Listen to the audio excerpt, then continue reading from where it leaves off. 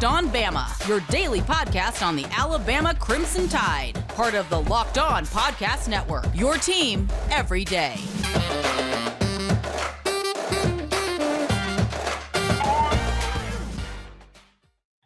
Hey again, everybody, and welcome back into Locked On Bama. Luke Robinson, that's me. Jimmy Stein, that's him. Jimmy, how are you today? Oh, I'm awesome. It's the weekend. Weekend, do what you want to do. Yeah, I'm pretty fired up about the weekend too, Jimmy. I just found out last night I'm going to the Alabama-Arkansas game. If there are any Locked On Bama fans out there, and you see a big, tall, lanky, nearly 50-year-old, feel free to come up to me. Oh, you'd be the only one. You know, very few people.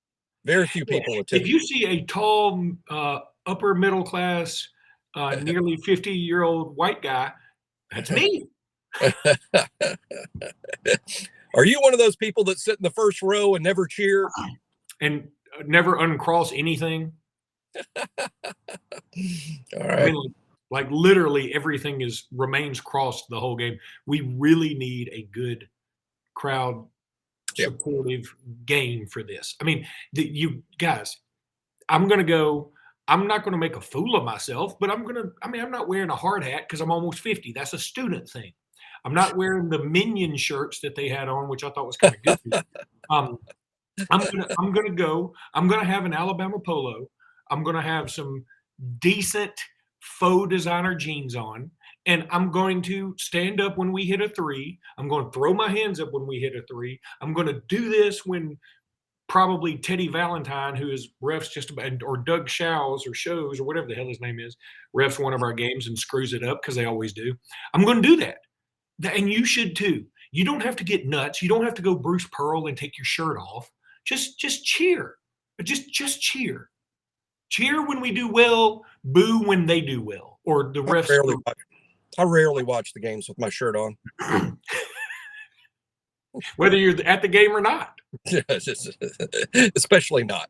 Now I'm going to be watching the game at the mall with no shirt.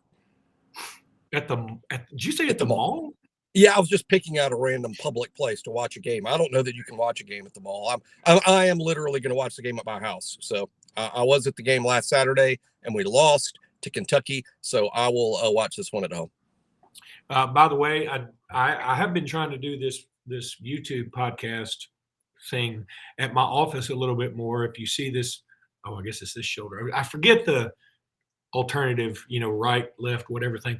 But if you see that big, nice fountain behind me, and you want one just like that, you can contact me, Luke Robinson at Robinson Iron. I'd be happy to sell you a fountain just like that one, which is at Mercer University in Macon, Georgia, a team that we have played in football several times. That's not actual size, I assume. No, it's not actual size. That one's quite big. It's beautiful too. And they actually sent me this picture. And so I had it put on this poster board thing and put in my office because they did some incredible lighting with it. But look, this isn't Locked On Cast Iron Fountains. This is Locked On Bama. So let's talk a little bit about Arkansas coming up tomorrow. That game's going to be fun. I'm always interested in the spread of the game. I haven't seen the spread quite yet. We're doing this early Friday morning. I guess I can look it up when you go on a rant here in a second. But I'd say Alabama by 2. I'd go Alabama -2. Let me see if I can pull it up. But I did pull up ESPN's, what do they call it? Like a projector or they have an FPI like they do in football, an FPI. Yeah. Well, matchup predictor is what they call it. Okay. And they have Alabama as a 70% chance to win. Now, no, wait a minute. I get it. But I understand my saying it. I'm a homer, and I feel like we may have turned a bit of a corner. It's foolish for me to think that because every time I think we turn a corner, we go backwards. Every time I think we're going backwards, we turn the corner. So it's foolish for me to think that I can predict this team. However, I think we're catching Arkansas at a good time, Jimmy. I know conventional wisdom says, hey, they've won 9 in a row. They're on fire. They just beat the number one team, everything, yada, yada, yada. But, they're coming off. That's my argument. They're coming off beating the number one team. Right. They're emotionally drained. They've been for the last few days have been hearing about how awesome they are. And they are really good. Don't get me wrong. I'm not saying Arkansas is overrated. I think Arkansas is very good. But I feel like we shot very well against Ole Miss. I think we're beginning to find some identity. So I feel a lot better about everything. And I think 70% chance to win is about right. It's a letdown alert for Arkansas for sure. Even if Alabama wasn't playing in this game, I would be like, man, Arkansas. When you have a huge emotional win at home and then immediately go on the road, that is a letdown alert formula across multiple sports, not just basketball. I would be saying the same thing in football too. So I agree that Arkansas is on letdown alert. It is going to be very difficult for them to get up, and an 11 a.m. game on top of it. So Alabama's playing well and coming home where you don't have the letdown, or you shouldn't have the letdown. It's just that this Alabama team has been so very difficult to predict. This is how I feel. I think I talked about this the last show. I sort of feel like we're going to split these two home games, which is not good. That's not good. I'm not happy about that at all. We shouldn't split. We should win both of these games because we're a 5 seed and we're playing at home against a non-number 1 seed. We should win both of these games. I don't feel like we turned a corner. I think we just played really well. And this team is going to be a 2 steps forward, 1 step back team until March. That's just how I feel. And I think if we play well enough to beat Arkansas, I'm going to be paranoid that we'll puke one up against Mississippi State, or vice versa. If Arkansas just beats us because they're playing better than anybody and we lose a tight game, I think we'll beat Mississippi State handily because we'll feel like our back's up against the wall. So I feel like a split is what's going to happen in these next two. But I hope I'm wrong, and maybe we did turn a corner. Winning both games means I think we did turn a corner in Oxford. Yeah. I mean, I see where you're coming from, but you're way off. You think we win both games? I do. Okay. I don't know why. Like, there's so much in my life that's depressing right now that this is kind of bringing me joy. Jimmy, let me tell everybody about betonline.net. BetOnline has you covered this season with more props, odds, and lines than ever before as football continues to march through the playoffs right to the big game, which is coming up Sunday. BetOnline.net remains the best spot for all your sports scores, podcasts, and news this season. And it's not just football. BetOnline has up-to-the-minute info on pro and college hoops, NHL, boxing, UFC, along with live real-time updates of current games. It's awesome. Don't wait to take advantage of the all-new amazing offers available for the 2022 season. BetOnline, that's where the game starts, Jimmy. I'm not playing around. BetOnline, where the game starts. Also want to tell you about Built Bar. This is the time of year that I've pretty much given up on all my New Year's resolutions. That's for real. But not this year. I'm sticking to my resolution to eat right thanks to Built Bar. It almost feels like it's not really a resolution because I enjoy eating them. I love them. Have you tried the Built Puffs? They're awesome. If you haven't, you're missing out on one of the best Built Bar's best tasting bars. I said that wrong. Doesn't matter.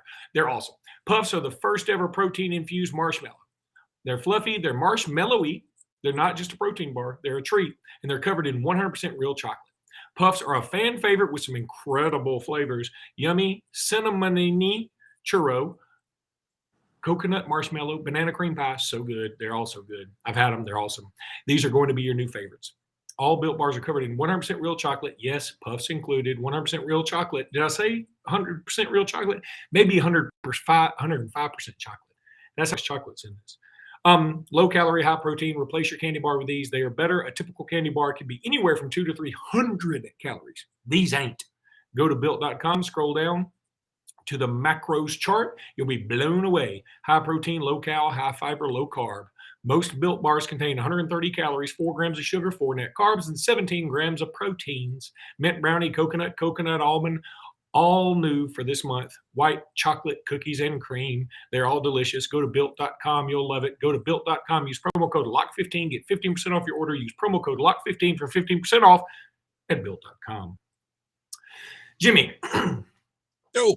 A little bit of a random short segment here. And then I think the last segment, once again, we're going to spend it on As the Planes Turn, because the Bryan Harsin thing is still hilarious. You know, well, I did laugh. You must be right. I laughed. You know, this dawned on me. This is out of left field. Is Mac Jones becoming everybody's favorite former Alabama quarterback very quickly? Did you see the video of his being mic'd up at the Pro Bowl, and like he's talking shit to the NFC All Pros as a rookie? He does the gritty dance poorly, but he still does it confidently. He's talking to all the dudes as if he's a 17-year vet. I'm telling you, I feel like, weirdly, Mac Jones is going to end up being everybody's favorite former Alabama quarterback. And I love me some Tua. Tua is the dude. I love Jalen. I still consider Jalen an Alabama quarterback. Always will. Oklahoma rented him. Jalen is ours. But then Bryce Young. Bryce Young is fabulous. I mean, Bryce Young he's Prince. Bryce Young is so cool. He's Prince. He dresses like Prince. He's small and diminutive like Prince, but he's uber talented like Prince, and he's completely likable and cooler than you can even imagine. But Mac Jones sort of has a dad bod. He's funny. He's relatable. He bided his time. There was no threat of transfer, and then he goes to the pros and he kicks ass, even when he throws for 10 yards against Buffalo. I mean, it's amazing. He's very likable, and even if you're not an Alabama fan, I mean, I think he's just likable. He's one of these guys. I mean, why would anybody hate on Mac Jones? He's not controversial or scandalous. He's a nice guy. Like you say, he's funny. He looked like $1 million last night in his tux. So going to the Oscars last night, that was crazy. Second in Rookie of the Year. Deservedly so. I mean, Jamar Chase is the best rookie in the NFL. That wasn't even close, and deservedly. But Mac finishing second is an incredible achievement, particularly where he was drafted the 5th quarterback and is the 2nd Rookie of the Year ahead of all the other quarterbacks. Very exciting times for Mac. With Jalen, I think, this offseason in Philadelphia is almost sort of a debate. Are we committing to Jalen or are we not? And it's sort of controversial. Tua, same thing. I mean, now he's got a new coach coming in, and is the new coach going to be a bigger believer in him than the last coach? Whereas Mac, it feels like you ought to go ahead and bet he's going to be the Patriots quarterback for the next decade. I think that helps with his popularity. I think he has obvious staying power. I'm not sure anybody's ready to bet the mortgage that Tua is still the Dolphins quarterback 6 years from now, or that Jalen is still the Eagles quarterback 6 years from now. And with Mac, you make that bet. So I think that's a factor as well. And now this upcoming season, we have a fun side story to the upcoming football season is, where's Bryce going to go in the draft? Is Bryce going to be the number 1 pick? Is he too small to be the number 1 pick? I mean, that's the discussion point we'll hear all next fall, and that'll be fun, because even if Bryce doesn't go number 1, he's still obviously going to go very high in the draft, probably at least as high as Tua, who went I think 5th. I just find it odd, and that's the way life is sometimes. Tua quickly became my favorite Alabama quarterback. I mean, the moment I saw him practice before the Clemson semifinal game when he was a freshman, I just said, this is my dude from here on out. And then, Jalen was my dude before that. And I liked Mac, but I think I was like everybody. Like, you had Najee Harris, you had an offensive line that was incredible. You had Devontae Smith and Jalen Waddle, and, you had a bunch of dudes, man. And it was pretty easy to throw it up, but now I'm appreciating him more since he's been gone. And you don't know what you got till it's gone. That either some BS Metals 80s band said that, and I agree with Cinderella.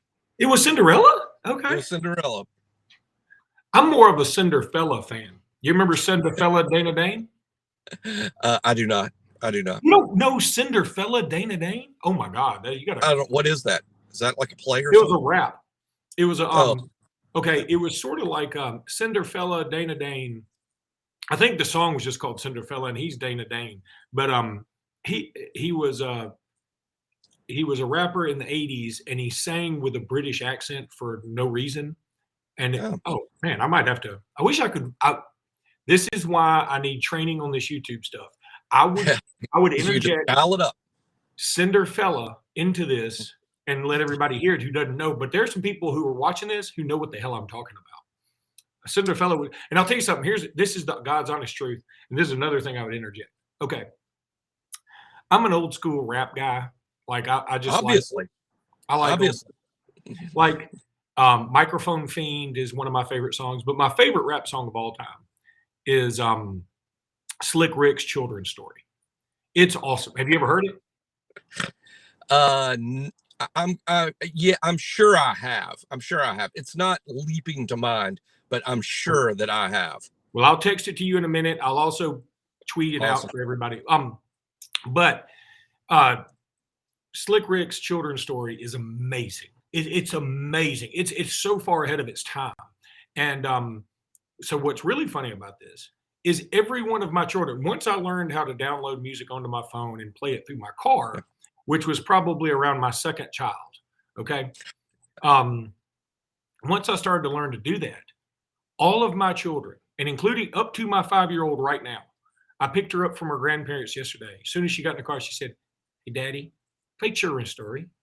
And so, and the funny thing is, Children's Story is all about a guy who he's like with some he's an uncle of he has 2 nephews that are like, "Hey, read us a children's story." And he's like, "Okay, I'll tell you a story." And he wraps a story about this kid that hangs with the wrong crowd, gets into trouble, and then like it just escalates. Like he does one thing, then another, and eventually he gets caught by the police, and the police still shoot him just to hear him scream and all this stuff. Like this is in the '80s. And your child wants to hear this. I know. She doesn't know what any of it's about. But the beat is so awesome. And it in a way, I understand if somebody wants to call DHR on me right now, I get it. But I think it's educational for the children's. I like it. So, anyway, let's take a break, Jimmy. When we come back, another day in As the Plains Turn. All right. Look, I don't know if this violates any kind of contract or copyright or trademarks.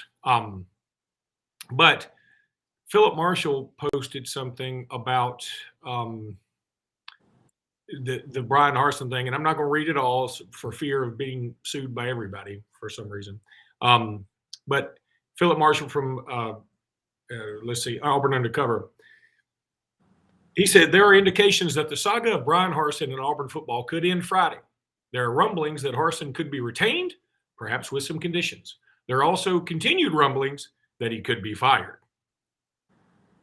What the hell? I mean, of course. Well, I mean, it means is no one knows. I mean, Philip Marshall's very connected.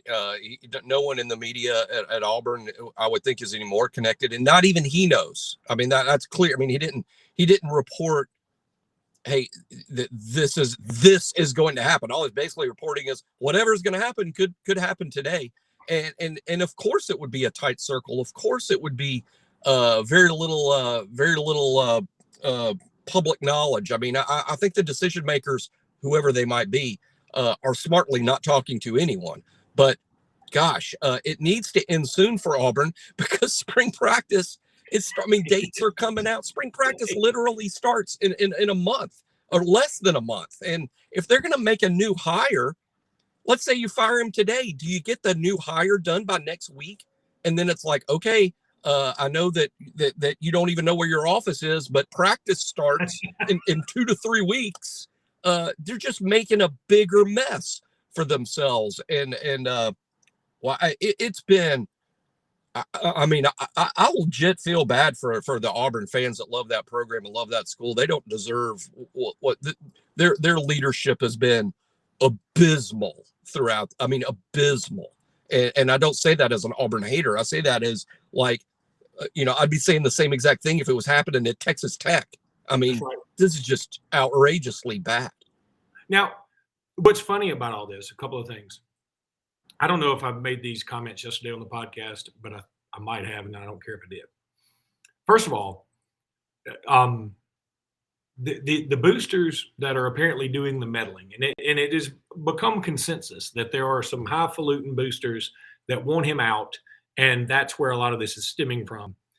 Okay, to be a highfalutin booster, you have to be pretty smart because you have a lot of money and you have to have done something to create all this wealth.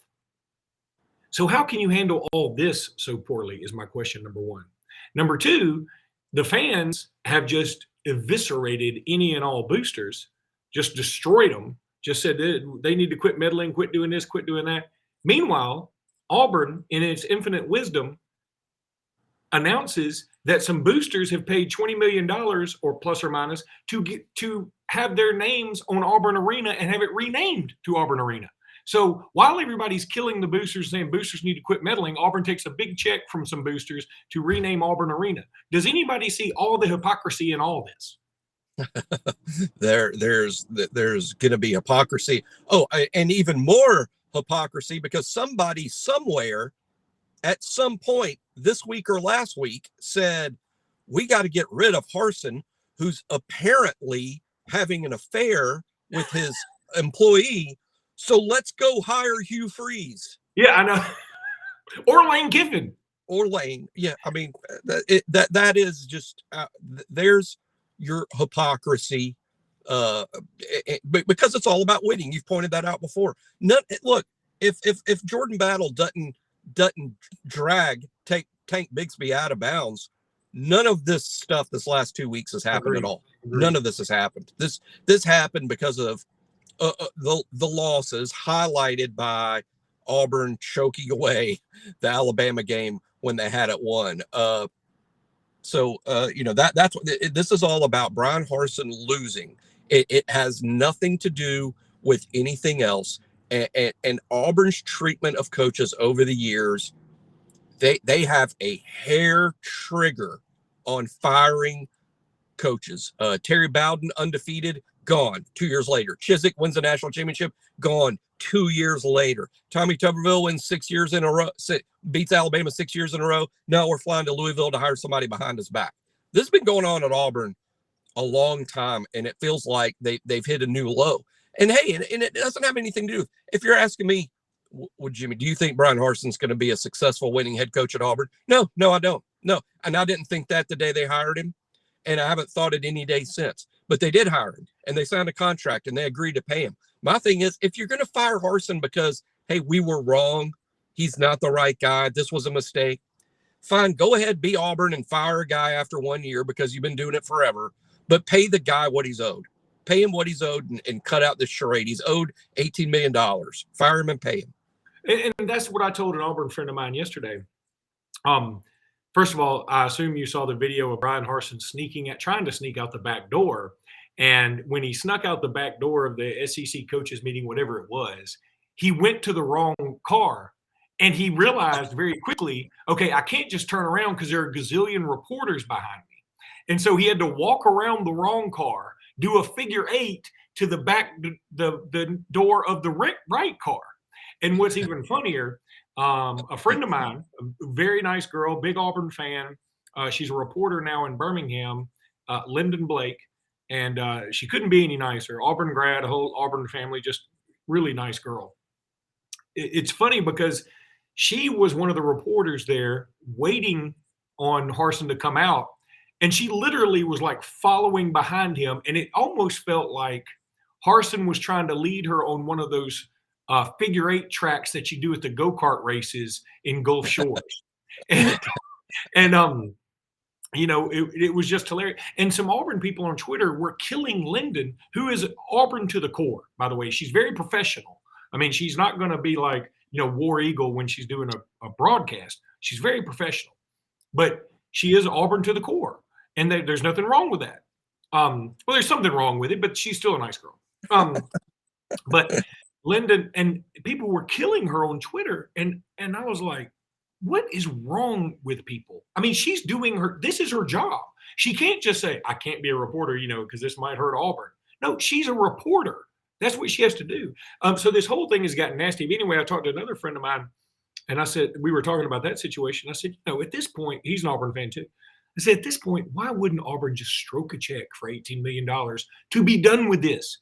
There are too many egos involved that are every minute this goes by, it looks worse and worse and worse. And at this point, if I were Bryan Harsin, after that clause they put in the other day about, hey, you have to cooperate with everything, I would say, okay, that's fine. Yeah, I'm going to do everything you say. And now here's the other thing.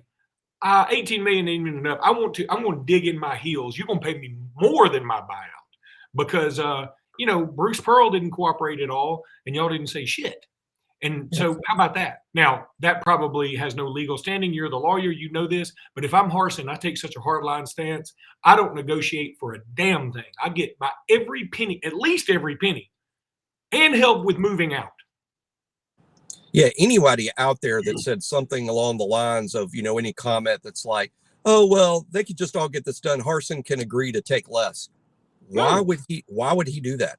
Why would Harsin agree to take less when they've embarrassed him like they have, fired him after one season, treated him like the way he has, and they have no contractual basis to argue that unless they have a case to fire him for cause. So there could be facts out there that I'm unaware of, that we're all unaware of, that would allow them to make a cause claim as to why the contract should be torn up. I doubt that. I think we would know that by now. But that's the only way legally that Auburn can get out of paying the full $18 million is if they have cause, or if Harsin and his lawyers think that they have a good faith case to make for cause. At that point, you could negotiate and say, well, pay me less. And so we don't have to go through all that. But if Auburn has no case whatsoever to fire him for cause, Bryan Harsin should not take 1 cent less than he's owed.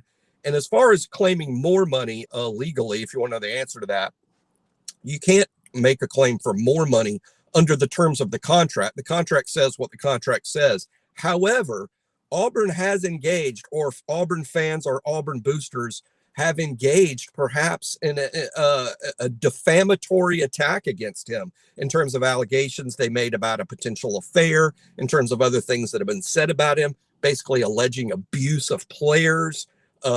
Bryan can claim that has defamed him. Then he would have a tort claim that would entitle him to damages beyond what's in the contract. So, yeah, I think that all that stuff is possible and is part of the mess that they're untangling over there. All right, buddy, that's going to do it for the day's episode. We will be back with a report on the Bama Arkansas game next time you see us. Hey, look, do us a favor. Hit that subscribe button. We need you to hit that subscribe button. Please do that. All right. Because if you're watching right now, it's going to take you like 15 seconds. If you're watching right now, just click off, hit subscribe. It doesn't cost you a thing. It just costs you 15 seconds and really helps us out with the bosses. 15 seconds? It takes 2 seconds. What the hell is wrong with you? I'm not good at technology. It would take me 15 seconds. I mean, that's, yeah. Look, I'm not even sure where to find YouTube. I was like, 15 seconds? That sort of sounds like a pain in the ass when you put it that way. Okay. I mean, it's literally clicking on the subscribe button. It takes half a second. And it says subscribe, right? That is amazing. I mean, I would say that's about right, though. Something that takes, something that takes the average person half a second to do on the interwebs takes Jimmy 15 seconds. So if you extrapolate that to something that takes a person an hour on the internet, Jimmy won't be done until he's on his deathbed. I also drive slow. Well, I mean, apparently, you hadn't moved from behind that Subway. I got this nice badass fountain behind me. You've got a Subway. Oh, I do have a Subway button. Well, I was we were doing this very early in the morning. I'm literally doing it from the breakfast parking lot because I'm eating as soon as this is over. All right, well, it's over now. It's going to take me more than 15 seconds too. Well, it's over now, so go get you a biscuit. Roll Sounds Tide. good. Roll Tide.